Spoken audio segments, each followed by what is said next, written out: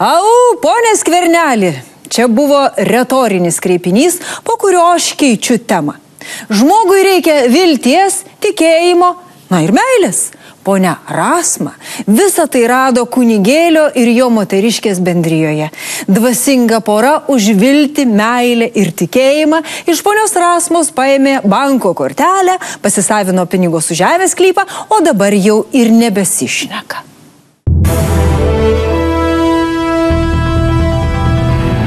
Labas vakaras, Rūta, labas vakaras, gerbiami žiūrovai. Labai smagu ir malonu sveikintis po gana ilgokos pertraukos. Na, o šį kartą sveikinuosi iš Biržų. Stovime prie Biržų Jungtinės metodistų bažnyčios, kurios kunigui turime neįprastą klausimą, kaip jis, ganydamas aveles, nesugeba suganyti savo žmonos. Mat jauna kunigo pati neįtin gražių būdų iš sunkia liga sergančios šiaulietės išviliojo daugiau nei 8 000 eurų.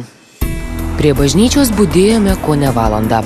Nors Biržų Jungtinės metodistų bažnyčiaus internetinėje svetainėje ir buvo pranešta, kad 6 valandą vakare vyks maldos vakaras, šviesos jos languose taip ir neužsidegė. Tačiau rankų nenuleidome ir kunigėlį bei jo pačią aplankėme visai netoliese esančiuose namuose. Štai šiame name ir gyvena visai netrukus liūdnai išgarsėsiančių Giedriaus ir Aušrinės Jablonskių šeima.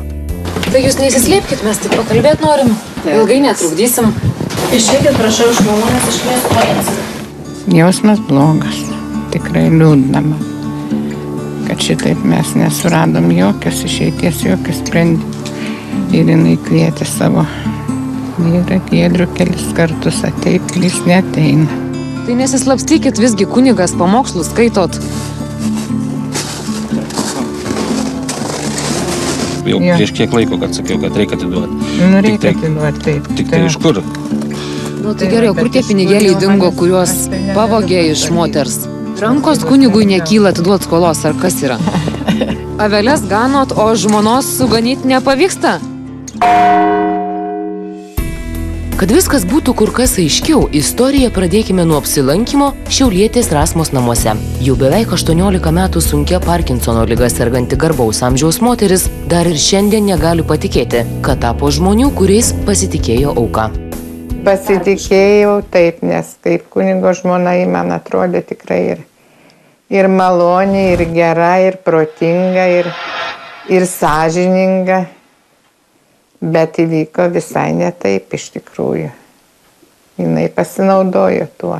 Aš buvau tos užrašius tą žemę savo sūnui. Bet kadangi jis numirė, tai tą žemę perėjo, vėl grįžo man. Ir aš turėjau kažką su ją daryti. Tai aš paprašiau kunigo žmonos Aušrinės, kad ji pavadovautų. Na taip jinai ir suvadovavo. Kaip pasakoja ilgametė ponios Rasmos kolegė ir draugė Danutė, kunigo žmona pasitikėjimą įgijo dar gerokai iki stambiosios aferos. Skaičiavo svetimus pinigus ir rūpinosi visais garbaus amžiaus moters, taip pat priklausiusios metodistų bažnyčiai reikalais. Aušrinė, kunigo Jablonskio žmona, naudojusi jos kortelę, nes jinai iš tikrųjų sutvarkė mirusio sūnaus kapą, uždėjo antkapį, naudojusi ten tais pinigėliais, nes iš pradžių pas Rasmą sąskaitoje buvo šiek tiek pinigėlių, kadangi jinai pati buvo pasitaupiusi ir po sūnaus mirties. Man net išgraudinuosi iš tikrųjų, nes buvo labai sunku.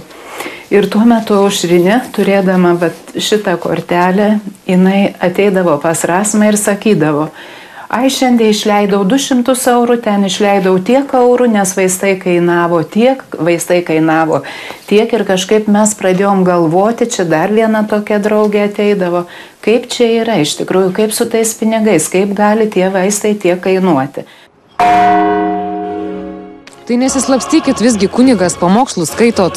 Kitiem yra įsipareigojimai. Nei sūnaus neturiu, nei pinigų neturiu, nei sveikatos neturiu. Aš neišpiešiu niekur iš kitų pinigų. Kur tie pinigėliai dingo, kuriuos pavogė iš moters? Mano atlyginimas į rankas 400 eurų. Gausias taip, kaip ir visos procedūros, nebent. Rankos kunigui nekyla atiduot skolos, ar kas yra?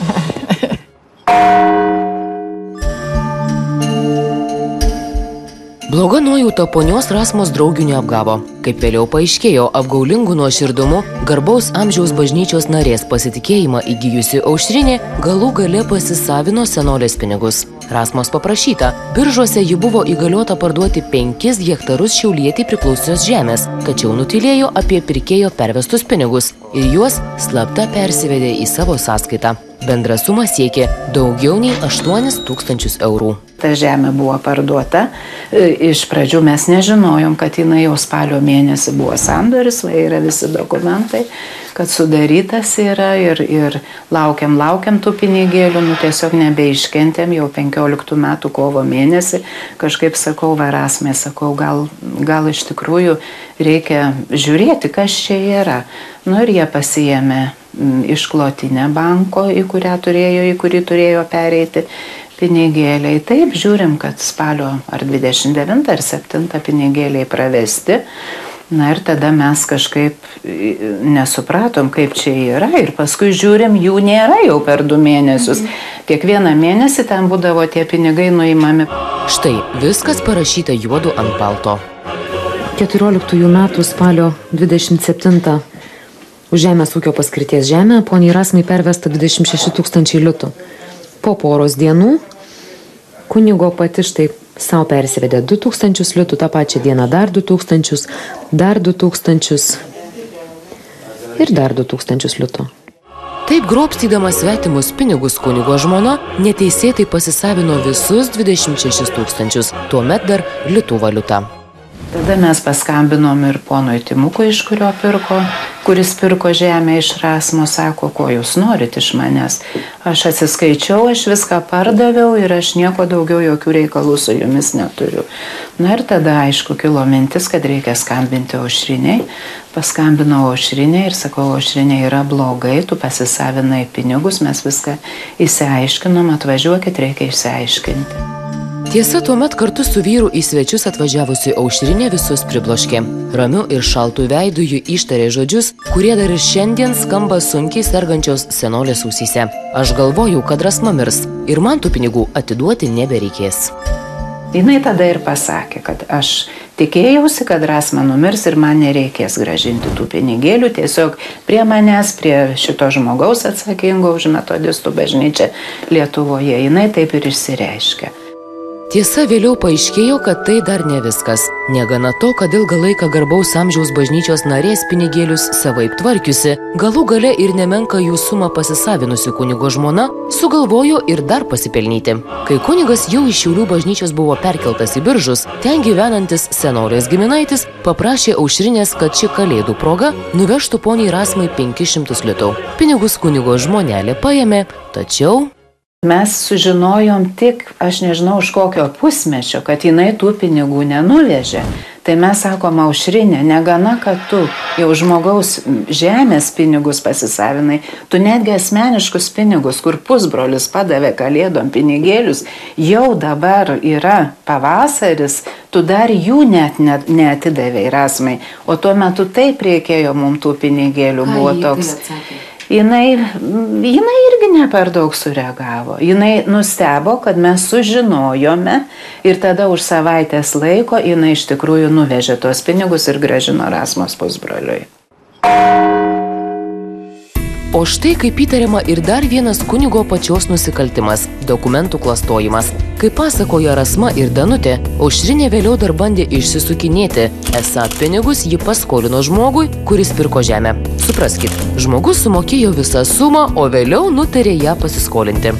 Skamba juokingai, tačiau Aušrinė bandė įrodyti savo tiesą ir moterims pateikė vekselį. Esą pasirašyta to paties pirkėjo ir užantspauduota notarės. Čia ir Timukos parašas yra padarytas ir šitos notarės parašas. Kaip tas Timukas reagavo į šitą dokumentą? Jisai nežino.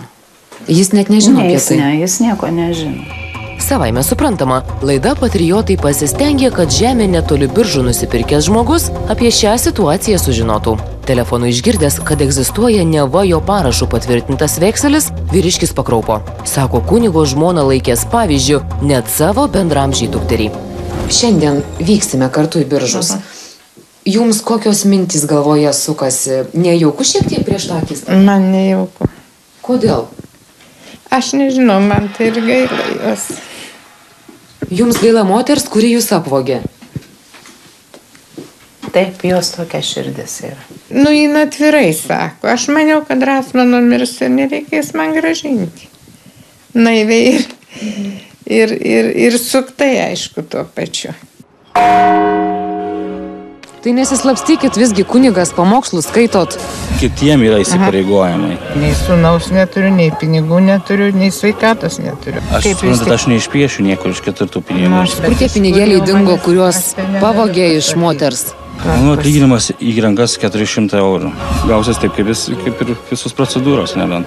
Rankos kunigui nekyla atiduot skolos, ar kas yra? Sakoma, kad jei Mahometas neateina, nebėda. Jų gali ateiti pats kalnas. Taigi su 70 metų sunkiai sergančia ponia Rasma ir jos artimiausiais žmonėmis išsirengėme į Biržus. Vos painančiai šiaulietei tokia kelionė tikras iššūkis. Labą dieną. Labą dieną, Rasma. Labą dieną. Kaip miela matyti jūs. Jo, bet matai, kokie aš padėti. Matau, kad sunkiai eina. Bet dar visai einat, labai. Kol pasiekėme Biržus, ko nesutemo. Prie bažnyčios palūkėję valandą kunigo nesulaukėme. Savaime suprantama, rankų nenuleidome ir pasibeldėme į erdvaus namo duris. Tai jūs neįsislėpkit, mes tik pakalbėt norim. Nieko, trumpai, to yra smutė. Ilgai netrukdysim. Išeikit, prašau, iš malonės, iškviesiu policiją. O tai jūs pakalbėt nenorit su mumis? Tai galim veido nerodyt, už durų galit pašnekėt. Aš sutinku su Rasma kalbėti be žurnalistų. Su Rasma kalbėsit be žurnalistų? Kaip? Su Rasma be žurnalistų kalbėsit? Pokalbis toliau vyko už uždarų durų. Tiesa, pamokslus įprastai dalijantis kunigas netruko pasislėpti kitame kambaryje. O Aušrinė iš Šiaulių atvykusiai garbaus amžiaus moteriai ir toliau žėrė pasiteisinimus ir pažadus. Ar būtina dabar viską viešinti? Negalime savęs gailėti. Tegu pamato visa Lietuva, kad yra tokia kunigo šeima, kunigas visai nesirūpina, nieko nepadeda žmonai, nieko šiuo atveju, negali net ateiti pasikalbėti, nu tai aiškiai ir kunigo tada moraliai yra. Aš suprantu, Rasma, mes iš tikrųjų planuojam išvažiuoti į užsienį, vadinu klausimą. Ir ne tikrai dėl to, kad ar apgaudinėti, ar išsisuk norim, tikrai ne, Rasma, ir tikrai aš ir pergyvenu, ir galvoju, ir viską, tikrai pabėgti kažkur nenorim. Tu turi suprasti, kad Rasma, kaip ir tu sakai, kad ir numirs, vis tiek tau reikės juos grąžinti. Aš suprantu, ir aš sakiau, kada nors, kad bėgu, aš kur nors, aš ir advokatai sakiau, taigi ne iš... Nenoriu aš niekur pabėgti. Pažiūrė į Rasmą. Gaila, man gaila ir aš pergyvenu ir graužiu save ir viską darau. O negėda, tai pažiūrėti. Aišku, kad gėda, man gėda ir telefoną atsiliepti ir viską gėda. Nepaisant Aušrinės lietų krokodilo ašarų, ilgus metus Šiaulių Didždvario gimnazijoje dirbusi pedagogė po susitikimo su kunigo žmona Biržuose sunkiai slėpė nusivylimą. Aš kaip suprantu, labiausiai Aušrinė išsigando ne jūsų vizito, ne teismo, ne antstolių, bet viešumo. Viešumas. Taip, tikrai taip. Viešumas. Viešumas yra žmonėms labai skaudi vieta. Daugiausia, ko bijo žmonės, tai viešumo. Nes aš jai sakiau, kad mes tylėjom praėjusį mėnesį, aš nieko nesakiau. nes į mano aišku skambučių nepriėmė. Ir taip ir būtų buvę. Na, važiavo senyvo amžiaus moteris iš Šiaulių į Biržus, sergantis sunkia liga, tačiau žmona kunigo kalbėti nepanoro, o ir pats kunigas slepiasi ir netgi nedrįsta parodyti akių. Kai kelias valandas praleidę Biržuose, išsirengėme atgal į Šiaulius, kad ponia Rasma galėtų pagaliau patogiai ištiesti kojas, specialiai jai pritaikytoje slaugaus lovoje, garbaus amžiaus metodistų bažnyčios narė sulaukė netikėto skambučio. Staigmena, namuose besislapstis kunigėlis visgi nusprendė parodyti savo veidą. Labas vakaras. Tai ar galim pabendrauti truputėlį? Porą klausimų tiesiog. Tai nesislapstykit, visgi kunigas pamokslus skaitot.